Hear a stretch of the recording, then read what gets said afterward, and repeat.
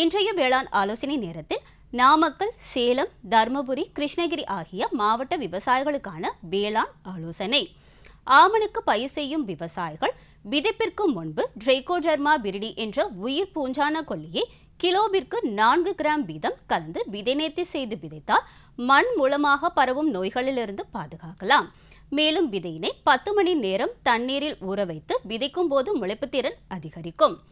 சின்ன வெங்காயம் சாகுபடி செய்யும் விவசாயிகள் தற்போது மழை பெய்து வருவதால் குமிழ் அழுகல் நோய் தென்படுகிறது. இதனை கட்டுப்படுத்த பேசிலஸ் சப்டிலஸ் என்ற உயிர் பூஞ்சான கொல்லியை விதைப்பதற்கு முன்பு கிலோவிற்கு 20 கிராம் வீதம் கலந்து விதைநேர்த்தி செய்து விதைக்க வேண்டும். மேலும் காப்பர் ஆக்சி குளோரைடு என்ற பூஞ்சான கொல்லியை ஏக்கருக்கு 1 கிலோ வீதம் மண்ணில் கரைத்து விட வேண்டும். நிலக்கடலை பயிரிட்டுள்ள விவசாயிகள் விளைச்சலை அதிகரிக்க ஏக்கருக்கு 2 கிலோ நிலக்கடலை ரிச் என்ற வளர்ச்சி ஊக்கியை 200 லிட்டர் தண்ணீரில் ஒட்டும் திரவத்துடன் கலந்து பூக்கும் மற்றும் காய்பிடிக்கும் தருணத்தில் இலைவழி தெளிப்பு செய்ய வேண்டும். கால்நடைகளில் தட்டை புழுக்கு எதிராக பருவமழை துவங்கும் முன் குடற்புழு நீக்க மருந்துகளை கொடுக்க வேண்டும். குடற்புழு நீக்கம் செய்வதற்கு முன்பு சாண பரிசோதனை செய்ய வேண்டும்.